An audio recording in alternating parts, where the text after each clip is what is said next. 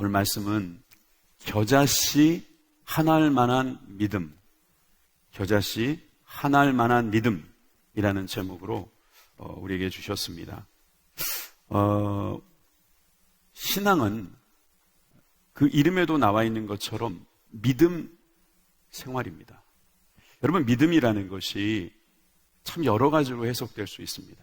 성경은 믿음 이야기를 여러 가지 방법으로 우리들에게 보여주고 계십니다. 그래서 여러분, 믿음은 우리들에게 이해되어지는 길이 있습니다. 믿음은 그냥 믿습니다 말로 해서 되는 게 아닙니다. 믿음은 그저 안 믿는 거하고 반대라고 말해서도 안 될 것입니다. 성경에는 믿음에 대한 깊은 이해를 위해서 여러 가지 이야기가 있는데 오늘 말씀도 바로 그 이야기 중에 하나입니다. 유명한 말씀이지요. 이 유명한 말씀에서 우리는 하나님이 주시는 믿음을 새롭게 가지는 귀한 은혜가 있기를 바랍니다. 능력 있는 믿음을 가지게 되시길 바랍니다. 여러분, 믿음이 참 중요하기 때문입니다. 오늘 본문의 17장을 보게 되면 이 17장의 이야기는 예수님께서 베드로와 그리고 그 수제자들이라고 하는 야고보, 요한과 함께 변화산에 다녀오는 그런 일이 있게 됩니다. 거기서 많은 경험을 하게 되지요, 제자들은. 그리고 돌아오는 그 과정에서 어떤 일들이 일어나냐 하면은 사람들이 모여가지고 예수님을 기다리고 있는 장면이 나옵니다. 저기 이제 오신다. 예수님과 함께 갔던 제자들이 내려오는 것을 보고 사람들이 또다시 예수님 쪽으로 모여드는 겁니다.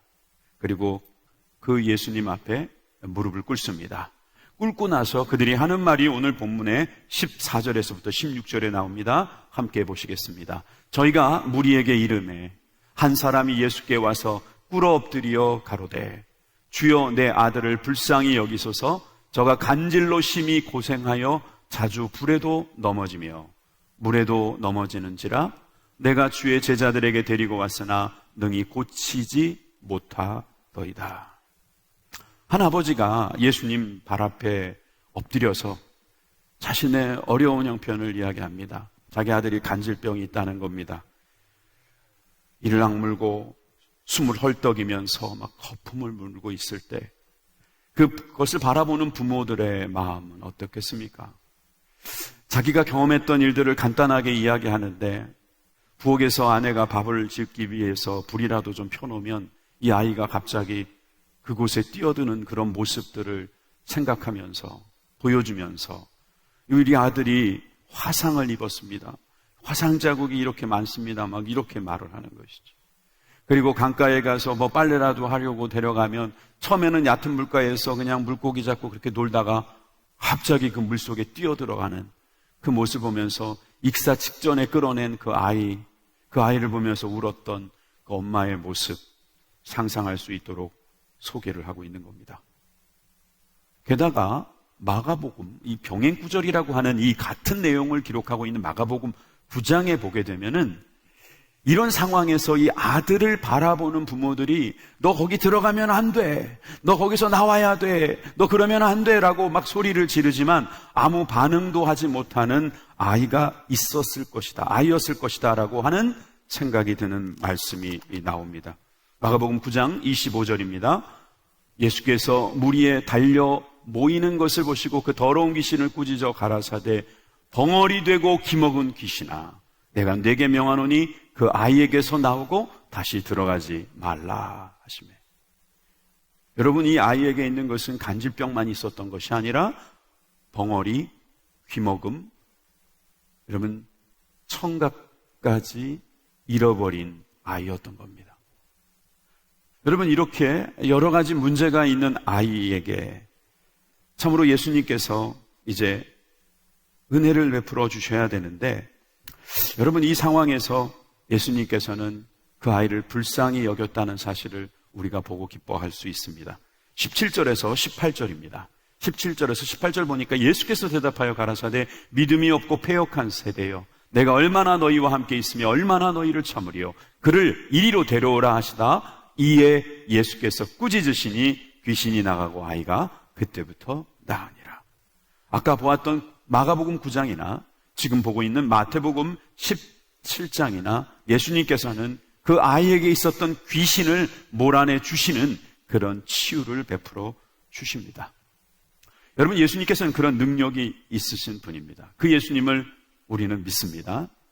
여러분 다 같이 아멘 하시기 바랍니다.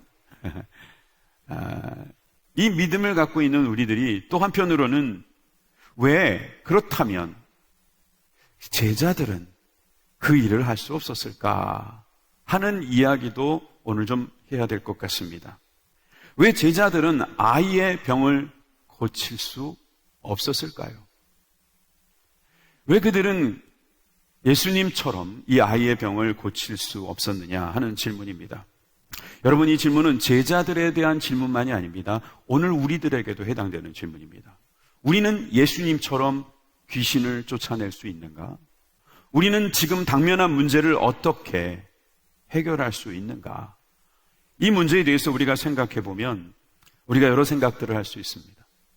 특별히 이들이 기도를 안 했을까요? 제자들이 기도를 안 했기 때문에 귀신들이 쫓겨나가지 않았을까요? 그들이 믿지 않았기 때문일까요? 그들에게는 하나님이 주시는 어떤 기회가 없을 거라고 그들이 생각했기 때문일까요? 여러분, 왜 그들에게는 그런 문제의 해결책들이 있지 않았을까요? 아니, 없었다기보다는 그들이 왜 그것을 못 붙잡았을까요? 그들에게 기도가 없었을까요? 기대가 없었을까요? 여러분, 우리들에게 기도가 없습니까? 기대가 없습니까? 아니면 우리가 예수님의 그 역사를 믿지 못하는 그 무엇이 있기 때문입니까?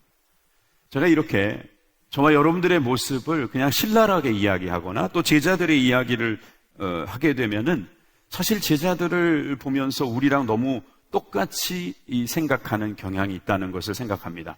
마태복음 10장에 가보면 예수님께서 제자들을 부르시는 장면이 나오는데 우리가 알다시피 제자들은 자기의 직업을 다 버리고 예수님을 쫓아온 사람들입니다. 적어도 예수님께 자기의 인생을 걸었던 사람들입니다. 그 사람들은 우리들하고 그렇게 똑같다고 말하기는 어렵습니다. 그들은 걸고 가는 사람입니다. 어찌 보면 믿고 가는 사람이죠. 의지하면서 가는 사람인데 그에게도 역사가 일어나지 않았다면 왜 제자들에게는 그런 능력이 나오지 않았는가에 대한 질문이 더 생기는 것입니다. 마태복음 10장에 보면 특히 5절 이하에 보면 예수님께서 하시는 말씀이 나오게 됩니다. 5절에서 8절 말씀을 같이 볼까요? 예수께서 이 12를 내어 보내시며 명하여 가라사대, 이 제자들이죠. 이방인의 길로도 가지 말고 사마리아인의 고을에도 들어가지 말고 차라리 이스라엘 집에 잃어버린 양에게로 가라. 가면서 전파하여 말하되 천국이 가까웠다 하고 병든 자를 고치며 죽은 자를 살리며 문둥이를 깨끗하게 하며 귀신을 쫓아내되 너희가 거저 받았으니 거저 주어라. 여러분, 제자들을 부르자 말자 예수님께서 해주신 말씀은 병든 자를 고치는 거였어요. 죽은 자를 살리는 것이었습니다. 문둥이를 깨끗하게 하고 귀신까지 쫓아내도록 제자들에게 명령하셨습니다. 그렇게 명령하실 때 우리가 알다시피 예수님은 능력도 주십니다. 그런데 그 능력을 받고 그 능력을 행해야 될 제자들에게 왜 이런 일들이 일어나지 않았느냐 이 말입니다. 다시 묻겠지만 이들이 믿지 않아서 그랬을까요? 기도를 안 해서 그랬을까요? 아니면 하나님의 뜻이 아니라서 그럴까요? 그건 아니잖아요. 예수님께서 분명히 하라고 하신 일을 그들이 했는데 왜 거기서 그런 능력이 나타나지 않았을까요? 예수님께서는 분명히 우리들에게 주신 말씀이 있습니다. 요한복음 14장 12절입니다. 내가 진실로 진실로 너희에게 이르노니 나를 믿는 자는 나의 하는 일을 저도 할 것이요 또한 이보다 큰 것도 하리니 이는 내가 아버지께로 감이니라. 여러분 잘 생각해 보세요. 예수님께서는 우리들에게 능력을 주셨는데 예수님보다 더 큰 일을 할 수 있게 해주셨어요. 분명히 그 일을 하라고도 명령하셨고 능력도 주셨을 것이라 우리는 믿을 수 있습니다. 여러분들은 어떻습니까? 그건 옛날의 이야기고 예수님이나 하실 수 있는 이야기고 이런 병든 자를 치료하는 일은 요즘에 일어나지 않는 일이다. 코로나만 봐도 그렇지 않은가? 우리가 아무리 기도해도 왜 이거는 물러나지 않고 도리어 더 악화되는가? 여러분, 우리가 어떤 문제를 놓고 해결하지 못할 때 우리가 믿음이 없어서인가, 기도가 없어서인가, 아니면 이것이 하나님의 뜻이 아니기 때문인가 라는 고민들을 하는 모습을 갖게 됩니다.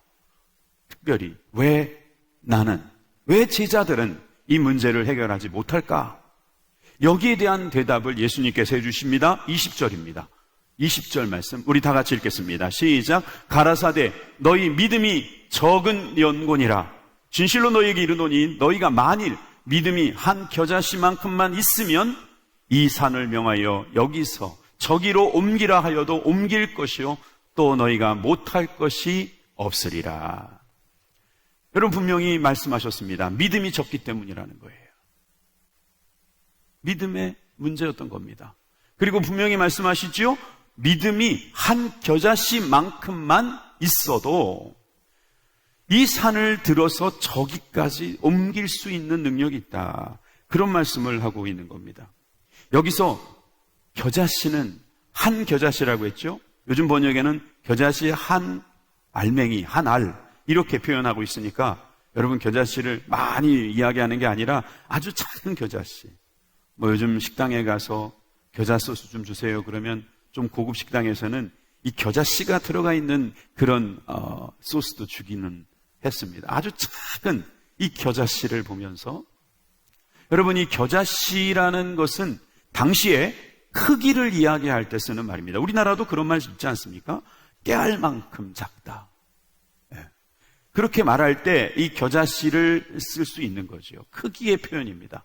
그러니까 겨자씨가 작기는 한데 그 정도만 커도 된다라고 하는 말씀이 분명히 겨자씨 한 알만큼이라는 뜻이 될 것입니다. 믿음을 크기로 표현했어요. 게다가 이 겨자씨 한 알만큼만 크기의 믿음이 있어도 이 산을 들어서 저기로 던져지면 던질 수 있다. 즉 산을 움직일 수 있다. 이런 표현을 썼습니다. 이것은 그 당시에 예수님께서 격언을 쓰신 겁니다. 당시에 쓰는 소위 유행어를 쓰신 겁니다. 불가능한 일을 해내는 사람을 가리켜서 이 산을 옮겼다. 이렇게 쓰는 소위 수고라고 말할 수 있죠. 요즘이야 워낙 중장비가 좋아서 산 하나 옮기는 거 몇 달이면 끝나지 않습니까? 전혀 불가능한 일은 아닙니다. 돈이 좀 들고 시간은 들지만 이제 점점 짧아지고 점점 더 쉬워지고 있지 않습니까? 여러분, 이렇게 불가능한 일을 할 수 있게 되는 그 이유가 바로 믿음 있어야 한다는 거예요. 그 믿음 문제라는 것입니다. 믿음이 있다 없다 이 문제입니다. 여러분들은 믿음에 대해서 어떻게 생각하십니까? 여러분들은 믿음이 있으십니까? 여러분들의 믿음은 안녕하십니까? 여러분, 특별히 이 믿음의 문제로 여러분 고민하신 적 없습니까? 여러분, 저는 이 믿음에 대해서 자주 여러분들의 말씀 속에서 고민이 있기를 바랍니다. 왜냐하면 이 믿음이라는 것이 다양하게 해석되고 그 믿음에 대해서 우리가 분명하게 알고 있어야 되기 때문입니다. 성경은 그것을 오늘 우리들에게 말씀해 주고 계시는데, 이 성경에서 오늘 특별히 이 본문에서 말씀하시는 믿음이라는 것은 마음의 태도입니다. 다시 말해서 이것은 믿음의 대상을 이야기하는 게 아닙니다. 잘 생각해 보세요. 지금 무엇을 믿었느냐에 대한 이야기가 나오지 않습니다. 네가 왜 누구를 믿지 못하느냐, 무엇을 믿지 못하느냐, 이게 나오지 않는 겁니다. 그냥 믿음이 없다라고 하는 말만 나옵니다. 이럴 때 이 믿음을 우리는 어떻게 봐야 하느냐. 예전에도 한번 말씀드린 적이 있는데, 이 믿음은 피스티스라고 해서 번역하기를 신실함, 충성스러움이라고도 번역할 수 있다고 말씀을 드렸어요. 여러분, 믿음을 신실함이라고 번역할 수 있어요. 충성스러움이라고 번역할 수 있어요. 여러분, 이 번역을 우리가 한번 찾아본다면 마태복음 23장 23절에도 이런 말씀이 있거든요. 화 있을진저 외식하는 서기관들아, 바리새인들이여, 너희가 박하와 회향과 근처의 11조는 들이되 율법에 더 중한 바 정의와 긍휼과 믿음은 버렸도다. 여기서 말하는 믿음이라는 게 여러분 예수님을 향한 믿음이다 이렇게 보기는 좀 과하다 이 말입니다. 여기서 말하는 지금 바리새인들이 믿지 못하는 것은 그게 무엇이냐라고 말할 때 믿음의 대상이라기보다는 믿음의 태도를 이야기하는 것이죠. 신실함의 문제를 이야기하는 것입니다. 그들이 예를 들어서 박하와 회양과 근체라고 하는 작은 물건에 대해서는 10의 1을 구분하여 그것까지는 세밀하게 드릴 수 있지만 정의와 긍휼과 믿음, 옛날 번역에는 의와 인과 신이라고 했죠. 의와 인과 신은 버리면서 행하는 그들의 모습, 그들의 태도에 대해서 예수님께서는 지금 지적하신 거예요. 그러나 이것도 행하고 저것도 버리지 말아야 할지니라. 같다는 거예요. 다 같이 해야 된다는 것이죠. 바리새인의 문제는 바로 저 믿음 없음이었습니다. 다시 말해서 신실함이 없었다. 이렇게 분명히 말씀하고 있는 겁니다. 제자들이 왜 고치지 못했는가? 왜 제자들은 그 아이를 치료하지 못했는가? 예수님은 분명히 말씀하십니다. 믿음이 없기 때문이다. 17절을 보십시오. 그래서 예수님은 제자들뿐만 아니라 이 세대에 대해서도 말씀해 주십니다. 예수께서 대답하여 가라사대 믿음이 없고 패역한 세대요. 여러분, 신실함이 없어요. 패역함이라는 말은요, 그 마음이 비뚤어지는 거예요. 왜곡된 겁니다. 꼬인 사람입니다. 마음이 꼬인 세대요. 신실함이 없는 세대요. 여러분, 이 세대가 바로 지금 우리가 살고 있는 이 세대입니다. 예수님이 없는 세대, 예수님과 관계없이 살아가는 세대일수록 믿음이 없고 패역한 세대일 것입니다. 여러분, 우리가 비대면이니 대면이니 뭐 이런 거 따지고 그럴 필요 없습니다. 정말 우리가 믿음이 있고 주님께 올바른 마음으로 가고 있는 마음만 있다면 사실 감옥에서는 예배 못 드리겠습니까? 여러분, 우리는 어디에서든지 예배는 드릴 수 있습니다. 문제는 이 시대가 믿음이 없고 패역한 세대라고 하는 거예요. 여러분, 그렇다면 우리는 어떻습니까? 우리는 어떤 모습으로 살아가고 있습니까? 우리는 예수님의 제자를 자청하고 살아가고 있는데 우리들의 마음의 태도는 어떠냐는 거예요. 우리들의 마음의 태도가 과연 믿음으로 가득 차 있습니까? 비뚤어지거나 왜곡되지 않고 올바르게 주님을 향하고 있느냐 이 말입니다. 몇 번의 실패와 역경을 통해서 태도가 흐트러지거나 주님을 향한 마음이 꼬여 있다면 오늘 이 시간, 오늘 이 말씀을 나의 말씀으로 받아서 오늘 주님 앞에 회복되는 귀한 역사가 있기를 주님의 이름으로 축원합니다. 17장 전후의 문맥을 살펴볼 때에 또 우리는 믿음이 어떠한 것인지 적나라하게 드러나는 것을 볼 수 있습니다. 16장을 보시면 21절쯤에 지금 사탄이 등장합니다. 사실은 그 사탄이 아니라 바로 베드로를 향해서 주시는 말씀입니다. 자, 마태복음 16장 23절에서 24절을 읽어볼까요? 예수께서 돌이켜 베드로에게 이르시되 사단아 내 뒤로 물러가라. 갑자기 베드로가 사단이 됐습니다. 왜 그러냐면 베드로가 반대했기 때문입니다. 예수님께서 돌아가실 거라고 말씀하셨을 때 안 된다는 거예요. 그러실 수 없다고 하니까 예수님께서 사단아 내 뒤로 물러가라 그렇게 말씀하시면서 너는 나를 넘어지게 하는 자로다. 내가 하나님의 일을 생각지 아니하고 도리어 사람의 일을 생각하는도다. 여러분, 바로 이것입니다. 믿음이 없는 상태는 하나님의 일을 생각하지 않고 사람의 일을 생각하는 상태인 것입니다. 마음의 태도에 하나님의 일을 생각함이 없어요. 아주 없다고 말할 수는 없지만 사람의 생각이 가득합니다. 그러다 보니까 예수님께서는 그 수제자 베드로도 사단이라고 부르신 거 아니겠습니까? 이에 예수께서 제자들에게 이르시되 아무든지 나를 따라오려거든 자기를 부인하고 자기 십자가를 지고 나를 쫓을 것이니라. 분명히 말씀하셨습니다. 자기를 부인해라. 그것이 바로 나를 따르는 일이다. 여러분, 우리의 모습을 한번 볼까요?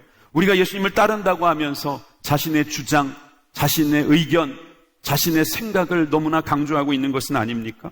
자신의 유익을 구하면서 주님의 영광보다는 자신의 영광을 더 생각하고 있는 모습은 있지 않습니까? 이런 사람들은 저자시 하나할 만큼의 믿음도 없는 사람입니다. 그래서 산을 옮기기는커녕 자기 손 하나도 옮기는데 어려움에 봉착하게 될 것입니다. 여러분, 주님께서 우리들에게 분명히 말씀하시잖아요. 믿음이 없다. 여러분, 그렇다면 오늘 우리는 이런 생각을 해야 될 것입니다. 그러면 어떻게 해야 겨자씨만한 믿음이라도 가질 수 있는가? 그래서 저는 두 번째로 우리가 꼭 깨달았으면 하는 거, 믿음이 겨자씨만큼 갖게 되려면, 우리의 믿음이 겨자씨만 해지려면 어떻게 돼야 될 것인가? 여러분, 우리가 그것을 알게 됐으면 좋겠어요. 그 전에 여러분 18장 1절에도 보면은 제자들이 이렇게 말하고 있죠. 뒤에 장이잖아요. 그때에 제자들이 예수께 나와 가로되 천국에서는 누가 크니까? 오직 생각하는 게 자기밖에 몰라요. 예수님을 변화산에서 만났고, 또는 예수님께서 이렇게 귀신 들린 자를 고치는 모습까지 다 경험했는데도 한 장 넘어가니까 또다시 누가 크냐? 나는 어떻게 될 것이냐? 여기에 대한 관심이 있는 우리들, 제자들, 어떻게 해야 겨자씨만큼이라도 믿음을 가질 수 있을까요? 두 번째, 우리의 믿음이 겨자씨만 해지려면 우리가 어떻게 해야 될 것인가에 대해서 오늘 말씀을 통해서 한번 더 생각해 보겠습니다. 21절을 같이 읽겠습니다. 21절 없죠? 오늘 말씀의 마지막 절이 21절인데 없어요. 분명히 있었을 텐데 사본에 없는 사본을 우리가 쓰고 있다고 볼 수 있습니다. 그래서 여러분들이 가진 성경 중에 좀 큰 성경은 거기에 이렇게 나와 있을 것입니다. 다른 사본에는 기도와 금식이 아니면 이런 유가 나가지 아니하리라가 있음. 네. 흠정역에 이렇게 번역이 좀 돼 있더라고요. 여러분, 이렇게 기도와 금식으로 유가 있다, 방법이 있다. 여러분, 우리가 어떻게 겨자씨만한 믿음을 가질 수 있을까요? 여러분, 성경은 그것을 기도와 금식이라고 말하고 있습니다. 아까 말씀드렸던 병행 구절, 마가복음 9장에도 29절에 보면 이르시되 기도 외에는 다른 곳으로는 이런 유가 나갈 수 없느니라. 기도를 이야기하고 있습니다. 그런데 여러분, 지금 이 기도 이야기가 아닙니다. 사실은 믿음 이야기입니다. 겨자씨만한 믿음이라도 가지려면 그 믿음이 우수 믿음이 아니잖아요. 불가능을 가능하게 만드는 믿음인데, 이 믿음은 어디에서 나오느냐? 바로 기도에서 나온다는 건데, 이 기도의 문제는 그러면 무슨 문제냐? 바로 믿음의 문제다 이거예요. 여러분, 우리가 어떤 믿음을 가져야 되느냐? 주님의 것을 생각하는 믿음, 주님의 마음을 아는 태도, 주님을 생각하는 태도. 여러분, 이것이 바로 기도의 모습이고, 그 기도가 바로 올바른 기도라는 말씀이 되는 거예요. 자기 거 생각하면서 내 거 달라고, 내 뜻대로 되게 해달라고 막 부르짖고 있는 그 기도도 물론 필요한 기도고 여러분들이 할 수밖에 없는 기도인 거 저도 압니다. 그러나 여러분, 우리가 주님께서 지금 말씀하시는 기도 외에는 다른 이유가 없다고 하는 이 문제는 믿음의 문제예요. 우리가 어떻게 신실해질 수 있는가? 우리가 어떻게 주님 앞에서 충성스럽게 신실하게 바뀔 수 있는가? 여기에는 기도밖에는 방법이 없다는 거예요. 주님의 마음을 알기 위한 기도, 주님께 나의 모든 문제를 솔직하게 고백하고 주님께 도움을 구하는 그러한 관계, 그러한 태도가 바로 우리를 향하여 하시는 말씀, 즉 믿음의 문제를 해결하는 길이라는 사실을 우리가 알아야 될 것입니다. 여러분, 바로 기도와 금식은 우리의 믿음을 개발해주는 방법이 되는 것입니다.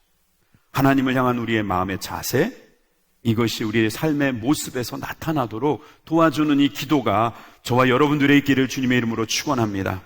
하나님을 믿고 친밀하게 사는 것.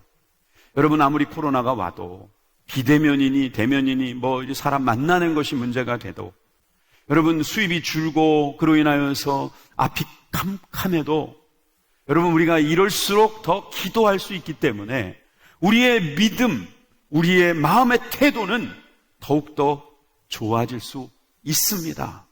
그러므로 여러분, 우리들에게 불가능한 일도 가능하게 되는 그런 역사도 기대할 수 있는 것입니다. 여러분, 우리의 마음속에 하나님이 주시는 이런 마음의 태도만 있다면 솔직히 걱정할 것이 없을 겁니다. 왜냐하면 영적인 교제를 이미 하고 있기 때문이겠죠. 주님과 함께 동행하고 있기 때문이죠. 주님의 마음을 알아서 그 마음을 가지고 우리가 살기 때문이죠. 솔직히 저는 이 코로나가 빨리 떠나는 거에 있어서 저도 매우 갈급합니다. 솔직하게 그렇습니다. 그런데 기도하면 할수록 이것은 주님께서 허용하신 부분인 것 같습니다. 우리를 좀 깨닫게 하시려고, 우리를 변화시키려고, 특별히 교회가 하나님의 말씀과 기도로 변화되게 하시기 위하여 하시는 일이라는 생각이 듭니다. 유명한 강사 목사님 오시면은 꾸역꾸역 모여들여서 그 말씀 듣고 막 좋다고 은혜 받았다고 하는데 돌아가면 변함이 없는 사람들. 사람들 앞에서는 잘 하는데 사람이 보지 않는 데에서는 그저 열심이 없는 그런 우리들의 모습들. 주일 한 번은 와가지고 열심히 뭔가 하나님의 일을 하는 것 같은데 돌아서면 하나님의 일은 생각지 않고 세상 일에 대한 생각으로 가득 차 있는 우리들에게 이 코로나라고 하는 것이 우리 코끝에 달려 있어서 하나님의 도우심이 아니고서는 살 수 없도록 만들어 주신 거예요. 여러분, 이렇게 되었을 때 주님과 영적인 교제를 하면 어떤 변화가 일어날까요? 여러분, 제자들이 바로 그런 변화가 일어났잖아요. 오순절 성령을 체험한 제자들에게 변화는 놀라운 변화였습니다. 베드로와 요한이 성전 미문에 앉아있는 그 구걸하는 사람들에게 했던 모습을 보세요. 동전 줄 수 없었습니다. 도움을 줄 수 있는 게 없는 것 같이 보였습니다. 그러나 그는 나사렛 예수 이름으로 일어나 걸으라고 말할 수 있는 믿음이 생긴 겁니다. 그리고 그 기적은 그 자리에서 일어났습니다. 믿음의 변화가 있었던 것이죠. 그들이 바로 산을 옮기는 기적을 할 수 있었던 것은 바로 주님과의 관계, 십자가에 달리신 예수님, 부활하신 예수님, 약속하신 성령님을 경험한 그들의 삶에서 일어난 변화였습니다. 여러분, 우리들이 제자들처럼 예수님을 만나고 성령님을 경험하고 예수님과 동행하면서 성령님과 함께하면서 이런 놀라운 마음의 태도가 변화되기를 주님의 이름으로 축원드립니다. 그랬을 때 우리에게 놀라운 역사가 일어납니다. 구약에서도 우리는 볼 수 있는 인물이 있습니다. 엘리야라고 하는 사람입니다. 지난 금요일 날도 이 엘리야에 대한 말씀을 함께 나눴었죠. 열왕기상 17장에 보면은 엘리야가 아합 궁전에 들어갑니다. 그리고 그가 가서 1절에 이렇게 말하잖아요. 길르앗에 우거하는 자 중에 디셉 사람 엘리야가 아합에게 고하되 나의 섬기는 이스라엘 하나님 여호와의 사심을 가리켜 맹세하노니 내 말이 없으면 수년 동안 우로가 있지 아니하리라. 이 담대함이 어디서 나왔습니까? 여러분, 어디 안전이라고 내 말이 없으면 비가 안 내릴 것이다. 여러분, 엘리야는 기도의 사람입니다. 엘리야는 하나님이 주시는 말씀대로 살고 그 말씀대로 기도했던 사람입니다. 여러분, 그는 지금 일어나고 있는 사회적 문제를 보면서, 사회에 일어나는 문제를 보면서 그는 말씀을 생각했을 것입니다. 신명기 11장 16절에서 17절 말씀을 떠올렸을 것입니다. 너희는 스스로 삼가라. 두렵건대 마음이 미혹하여 돌이켜 다른 신들을 섬기며 그것에 절함으로 여호와께서 너희에게 진노하사 하늘을 닫아 비를 내리지 아니하며 땅으로 소산을 내지 않게 하시므로 너희가 여호와의 주신 아름다운 땅에서 속히 멸망할까 하노라. 이런 말씀을 기억해낸 이 엘리야에게 답은 그들을 섬기는 것은 결국 비가 내리지 않는 것이다. 비가 내리지 않는 이유는 우상을 섬기기 때문이다 라고 하는 답을 그는 가지고 있는 겁니다. 하나님의 경고를 그는 말씀으로 들었던 것이죠. 28장 23절에서 24절의 말씀에 나오는 신명기 경고를 또한 그는 기억했습니다. 내 머리 위에 하늘이 노시되고 내 아래의 땅은 철이 될 것이며 여호와께서 비 대신에 티끌과 모래를 내 땅에 내리시리니 그것들이 하늘에서 내 위에 내려서 필경 너를 멸하리라. 여러분, 엘리야는 하나님의 말씀을 그때그때 듣고 그 말씀대로 선포한 것밖에 없습니다. 너희들이 우상을 섬기는 한 당신이 아무리 왕이라 할지라도 당신은 이 문제를 경험하게 될 것이다. 하늘의 물은 너로 내려오지 않을 것이다. 그리고 새와 같이 될 것이고 붉게 변할 것이고 식물들은 죽게 되는 그런 일들이 벌어진다라고 하는 말씀을 하는 거죠. 여러분, 이렇습니다. 엘리야는 하나님께서 그때그때 주시는 말씀으로 살았던 사람입니다. 오늘 네가 이 말씀을 듣고 이 말씀을 전하면 돼. 이 말씀대로 살면 돼. 여러분, 오늘 주시는 말씀을 그대로 믿고 그것을 전하는 삶, 그것이 믿음의 삶이고 그것이 바로 기도하는 삶입니다. 하나님이 주시는 그 말씀을 붙잡고 주님께 나아가는 것이 바로 기도 아닙니까? 그렇다면 여러분, 우리가 다시 한번 생각해 봐야 합니다. 엘리야처럼 오늘 우리에게 주시는 그 하나님의 말씀이 나에게 있는가? 그래서 주님과의 그 신실한 관계, 주님을 향한 믿음이 우리 가운데 계속해서 일어나고 있는가 하는 것에 대해서 생각할 수 있어야 할 것입니다. 야고보서 5장에 보면 17절에서 19절, 18절까지 엘리야에 대해서 이렇게 말하잖아요. 우리와 성정이 같은 사람이로되 저가 비 오지 않기를 간절히 기도한즉 3년 6개월 동안 땅에 비가 오지 아니하고 다시 기도한즉 하늘이 비를 주고 땅이 열매를 내었느니라. 여러분, 기도예요. 이 기도는 주님과 함께하는 기도였던 거죠. 말씀으로 하는 기도였던 것이죠. 즉 하나님과 깊은 교제 가운데 일어나는 기도였던 것입니다. 그 기도는 그의 믿음을 더욱더 키워줬을 뿐만 아니라 그가 또한 구약의 산을 옮기는 사람이 될 수 있었던 이유이기도 합니다. 저는 말씀을 오늘 이렇게 맺고자 합니다. 오늘도 우리가 이 땅에서 산을 옮길 수 있는가? 오늘 우리가 귀신 들린 자를 쫓아내고 하나님의 말씀이 이 땅 가운데 이루어지게 할 수 있는가? 그 대답은 가능하다입니다. 그렇습니다. 어떻게 가능한가? 믿음이 있으면 된다는 거예요. 여러분, 믿음이 있다면 이 모든 일들을 가능하다고 말씀하십니다. 마가복음 9장 23절, 아까 이야기했던 그 이야기잖아요. 지금 이야기잖아요. 이 이야기에서 그 아버지가 그렇습니다. 할 수 있으시거든 좀 귀신 좀 몰아내 주십시오. 예수님께서 23절에 뭐라고 말씀하십니까? 예수께서 이르시되 할 수 있거든 무슨 말이냐? 믿는 자에게 능치 못할 일이 없느니라. 신실한 사람에게, 주님을 향한 충성이 있는 자에게는 능치 못할 일이 없다. 이 능치 못할 능력을 원하는가? 그렇다면 기도하라. 여러분, 기도하면서 주님과 깊은 교제를 나누게 되면 우리는 불가능한 일도 할 수 있습니다. 사실 가능한 일도 못하는 우리들이지만 불가능한 일도 할 수 있게 만들어주시는 하나님의 능력, 이 능력은 요한일서 5장 14절 말씀처럼 그를 향하여 우리의 가진 바 담대한 것, 그것이 바로 그의 뜻대로 무엇을 구하든지 들어주시는 거예요. 여러분, 주님의 뜻을, 말씀을 우리가 듣고 그 말씀을 붙잡고 기도하고 그 말씀의 교제 속에서 주님 앞에 부르짖고 나아가는 저와 여러분들이 되기를 주님의 이름으로 축원드립니다. 기도하겠습니다.